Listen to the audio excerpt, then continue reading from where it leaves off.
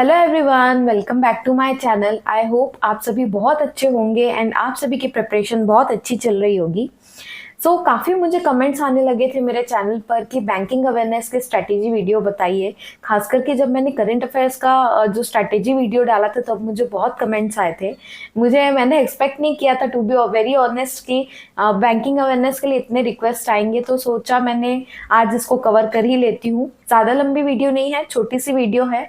इसमें मैं सब बताऊंगी आपको, क्या आपको इसको पढ़ना चाहिए स्टैटिक बैंकिंग अवेयरनेस को, कि स्किप करना चाहिए, एंड ये क्यों ज़रूरी है, एंड जो भी सोर्सेज वगैरह है वो मैंने इसमें मेंशन कर दिए हैं।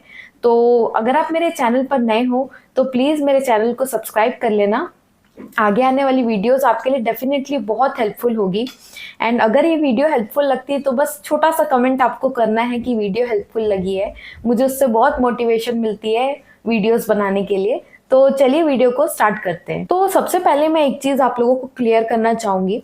जब भी आप बैंक एग्जाम्स देते हो, IBPS PO, IBPS clerk, RRB PO, RRB clerk, उसके मेंस में आपका सेक्शन आता है, वो होता है जनरल अवेयरनेस, जो कि आपने सुना होगा जीए सेक्शन के नाम से।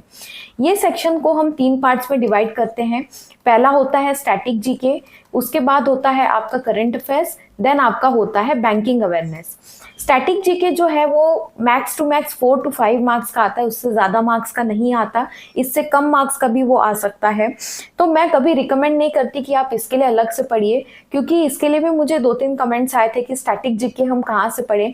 देखिए, मैंने अपने प्रिपरेशन के टाइम पर नहीं पढ़ा था, एंड मैं अभी भी आपको बोलूँगी कि मत पढ़िए। अभी बैंकिंग अवेयरनेस, करंट अफेयर्स का ही लेवल इतना ऊपर हो गया है कि आप उसको जितना भी टाइम दो कम है। जितना ज़्यादा आप उस पर फोकस करोगे उतना ज़्यादा अच्छा रहेगा। ये 4-5 नंबर के लिए आपको बहुत ज़्यादा मेहनत करनी पड़ेगी, क्योंकि स्टैटिक जीके का जो पोर्शन होता है बहुत वास्ट होता है, तो आप इसको स्किप कर सकते हो। इसके बाद आता है आपका करंट अफेयर्स। करंट अफेयर्स के लिए मैंने बहुत ही अच्छी वीडियो बनाई हुई है, जहाँ पे मैंने बहुत जो कि बेस्ट सोर्सेज है वो मैंने आपको वहाँ बताए हैं। टीचर्स मैंने बताए, फ्री पेड सब सोर्सेज मैंने कवर किए हैं। कैसे उसको पढ़ना है, कैसे पढ़ना है कि आपको ज़्यादा टाइम तक वो याद रहे। तो आप वो वीडियो ज़रूर जाकर देखिए। अगर आपने नहीं देखी है तो मैं उसका लिंक नीचे डिस्क्रिप्शन में प्रोवाइड कर दूंगी, आपको एक अच्छी क्लैरिटी मिल जाएगी करंट अफेयर्स के लिए। तीसरा आता है आपका बैंकिंग अवेयरनेस, जो कि बहुत ज़्यादा इंपॉर्टेंट है, क्योंकि ऑफ कोर्स आप बैंक का एग्जाम्स दे रहे हैं, तो ये वाला पोर्शन बहुत ज़्यादा इंपॉर्टेंट होता है। बैंकिंग अवेयरनेस में 2 पार्ट्स होते हैं, current banking awareness and static banking awareness. जब आप करंट अफेयर्स पढ़ रहे होते हो तभी आपका जो है करंट बैंकिंग अवेयरनेस कवर हो जाता है। करंट बैंकिंग अवेयरनेस के लिए अगर आप सोर्स पूछोगे तो मैंने हमेशा से एक सोर्स हमेशा बताया है, वो है स्मार्ट कीड़ा का करंट अफेयर्स का मॉक ड्रिल। ये आप में से कई लोगों ने सुना भी होगा, एंड कई स्टूडेंट्स ने मेरे रिकमेंडेशन पे परचेज किया एंड बहुत पॉजिटिव फीडबैक भी मिला। तो आप डेफिनेटली चाहो तो ले सकते हो, बट कोई ऐसा फोर्स नहीं है, आप दूसरे सोर्सेस को भी फॉलो कर सकते हो, पर मैं हमेशा इसी को रिकमेंड करती हूँ। इसमें जो है एक चीज आपको पॉजिटिव क्या मिल जाएगी कि करंट अफेयर्स तो आप पढ़ ही सकते हो, पर इनके वेबसाइट पे आपको हर मंथ का वो क्या करते हैं, बैंकिंग अवेयरनेस की एक पीडीएफ प्रोवाइड कर देते हैं, जिसमें वो पूरा मंथ का जो बैंकिंग अवेयरनेस है, करंट वाला जो पोर्शन है, करंट बैंकिंग अवेयरनेस जिसको हम बोलते हैं, उन्होंने उसकी एक पीडीएफ बनाकर उन्होंने हर मंथ की अपलोड की हुई है। तो इससे क्या है कि बैंकिंग अवेयरनेस का ही पोर्शन आपको अगर अच्छे से पढ़ना है, ज्यादा एम्फेसिस देकर, तो डायरेक्टली पीडीएफ डाउनलोड करके आप पढ़ सकते हो। मैंने हमेशा आपको बताया था कि इनका एक जो पॉजिटिव चीज होती है क्विजेस में, वो ये होती है कि आप इनके क्विजेस को री अटेम्प्ट कर सकते हो। अगर आपने अच्छे से नहीं पढ़ा एंड ज्यादा अच्छे से स्कोर नहीं कर पाए कोई क्विजेस में, तो आप उसको फिर से पढ़ के री अटेम्प्ट कर सकते हो। एंड इनके में अब एक नया जो है फीचर आया है कि वो आप रीशफल भी कर सकते हो। जैसे कई बार क्या होता है, हम दोबारा क्विज देते हैं तो हमको पता होता है कि इसी अलाइनमेंट में क्वेश्चंस आएंगे, हम उनको आंसर्स भी हमको याद हो जाते हैं, एंड हमको धीरे धीरे याद आने लगता है, और उससे क्या होता है कि आपकी परफॉर्मेंस इफेक्ट हो जाती है। तो अब आप रीशफल के ऑप्शन से भी दे सकते हो, जिसमें कि वो क्वेश्चंस को रीशफल कर देंगे। तो मेरा रिकमेंडेशन यही रहेगा, अगर आप परचेज करना चाहते हो तो कर सकते हो, लिंक मैंने नीचे डिस्क्रिप्शन में प्रोवाइड कर दिया है। तो दूसरा पोर्शन आपका होता है static banking awareness. Static banking awareness and current banking awareness में क्या डिफरेंस है? देखिए, करंट बैंकिंग अवेयरनेस, मान लीजिए आरबीआई ने कोई मॉनेटरी पॉलिसी निकाली जो कि आपका क्वार्टरली आता है, आपको ये चीज पता होगी। मान लो उन्होंने कुछ रेपो रेट्स वगैरह चेंज किए, कोई बैंक है जिसने नया कोई स्कीम निकाला, कोई एफडी की नई स्कीम निकाली, या इंश्योरेंस के साथ कुछ टाई अप किया, तो जो ये डे टू डे बेसिस पे करंट न्यूज आती है बैंक्स की, बैंक से रिलेटेड, वो आपकी करंट बैंकिंग अवेयरनेस में आती है।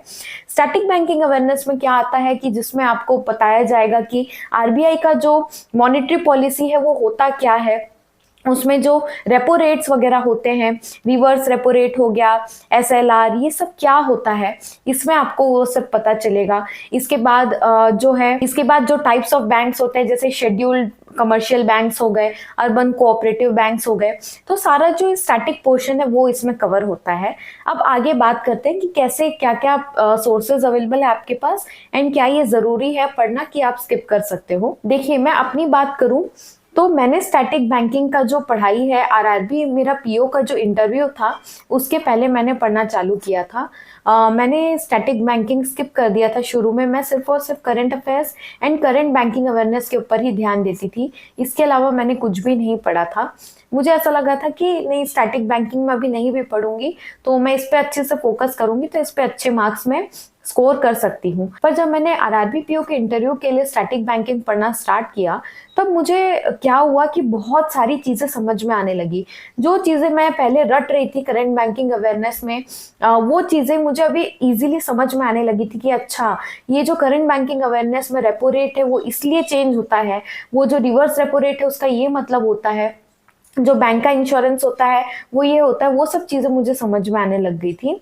तो ये बहुत ही ज्यादा पॉजिटिव चीज क्या हुई कि जब मैंने आईबीपीएस पीओ का मेंस दिया, तो जब मैंने उसका करंट अफेयर्स का सेक्शन जो है मैंने अटेम्प्ट किया, तो काफी सारे जो बैंक से रिलेटेड न्यूज है वो मुझे समझ में आने लग गए थे। तब मुझे थोड़ा रिग्रेट हुआ था कि अगर मैं इसको पहले पढ़ लेती तो मेरा आसान हो जाता बैंकिंग अवेयरनेस पढ़ना एंड रिटेन कर पाना। तो मैं यही रिकमेंड करूंगी कि अभी भी आपके पास अच्छा खासा टाइम है, ये 3 मंथ्स है आपके पास। आप डेली सिर्फ 15 से 20 मिनट भी देते हो करंट बैंकिंग अवेयरनेस के लिए, तो आसानी से आपका 15 से 20 दिन, 15 दिन ही काफ़ी है, आप आराम से कवर कर लोगे। यूट्यूब वीडियोस आप जब भी खाली बैठे हो आप यूट्यूब वीडियोस देख सकते हो, उसको कवर हो जाएगा। इसको रटना तो है नहीं, एक इंटरेस्टिंग पोर्शन है ये, आपको बहुत इंटरेस्ट आएगा आप जब इसको समझने लगोगे, तो आप आसानी से 15 से 20 डेज में आप इसको कवर कर सकते हो। तो मैं ये बोलूँगी कि स्टैटिक बैंकिंग इसीलिए ज़रूरी है, आपको इजीली समझ में आएगा एंड आप डेफिनेटली, अभी टाइम है तो इसको पढ़िए। अब बात करते हैं सोर्सेज की। तो मैंने जो सोर्स फॉलो किया था वो था अनिल अग्रवाल सर की यूट्यूब वीडियोस, एंड मैंने कपिल सर की भी कुछ वीडियोस देखी थी, पर सबसे ज़्यादा मैंने इनकी ही वीडियोस को फॉलो किया था। सबसे एडवांटेज क्या है इनकी वीडियोस फॉलो करने का कि बड़ी बड़ी वीडियोस नहीं होती है, 5 से 6 मिनट की वीडियोस एवरेज होती है इनकी, तो आप एक एक टॉपिक को फटाफट कंप्लीट कर सकते हो। क्या करना, आप स्टैटिक बैंकिंग का जो सिलेबस है उसको डाउनलोड कर लेना, बहुत सारी जगह आपको गूगल करोगे तो मिल जाएगी। उसमें क्या करना, बहुत सारे टॉपिक्स होंगे, उसमें से एक एक टॉपिक को उठा के यूट्यूब पे सर्च करना। जैसे मान लीजिए repo rate and reverse repo rate in banking, उसको यूट्यूब में सर्च करिए, वहाँ पे अनिल अग्रवाल सर की आपको वीडियो मिलेगी या फिर कपिल सर की वीडियो मिलेगी। आप उसमें से वीडियो देखो, 3-4 मिनट की वीडियो रहेगी, उसको कंप्लीट करो, उसको स्ट्राइक आउट कर देना। ऐसे करते करते एक एक टॉपिक की वीडियो देख के आप कंप्लीट कर सकते हो। पीडीएफ में कई बार क्या होता है, एक बार में हमको समझ नहीं आता, इस केस में वो रिवीजन के लिए बहुत अच्छा है। जब आप एक बार यूट्यूब के वीडियोस से देखकर समझ जाओ, उसके बाद के लिए पीडीएफ अच्छी होती है, पर आप यूट्यूब वीडियोस से देखोगे तो आपको समझ में आने लगेगा इजीली। तो तीसरा सोर्स एक और है, वो सुप्रियो पांडा सर है, वो इंग्लिश में पढ़ाते हैं। आप में से जिनको भी हिंदी ज़्यादा अच्छे से समझ में नहीं आती है, जो इंग्लिश की वीडियोस प्रेफर करते हैं, तो आप इनको भी डेफिनेटली फॉलो कर सकते हो। इसके अलावा मैं पीडीएफ सोर्सेज भी आपको बता देती हूँ। स्टैटिक बैंकिंग के लिए पीडीएफ सोर्स में आप प्रैक्टिस मॉक, अड्डा, इसके अलावा जो है गाइडली एंड ऑलिव बोर्ड, ये चारों सोर्स को आप फॉलो कर सकते हो स्टैटिक बैंकिंग अवेयरनेस के लिए। पीडीएफ आप डाउनलोड कर लो, पहले वीडियोस देख के खत्म कर लो, उसके बाद 1 से 2 बार आप इसको रिवीजन करोगे तो खत्म हो जाएगा। वैसे तो आप यूट्यूब वीडियोस ही देखोगे तो आपको समझ में आने लगेगी सब चीजें, 85% तो वहीं कंप्लीट हो जाएगा। तो ये थे sources. Video source, PDF source मैंने दोनों आपको बता दिए हैं। बस यही करना है आपको, पहले यूट्यूब वीडियोस देखनी है, उससे समझना है, उसके बाद आपको पीडीएफ से रिवीजन करनी है। बाकी आप जब करंट अफेयर्स या फिर आप जब मॉक्स देना स्टार्ट करोगे, करंट अफेयर्स के क्विजेस देना स्टार्ट करोगे, डेफिनेटली आप देखना आपके पर्सपेक्टिव में बहुत चेंज होगा। तो आई होप ये वीडियो हेल्पफुल थी। अगर वीडियो हेल्पफुल लगी तो कमेंट करना मत भूलना। बाकी मिलते हैं नेक्स्ट वीडियो में, तब तक के लिए बाय बाय।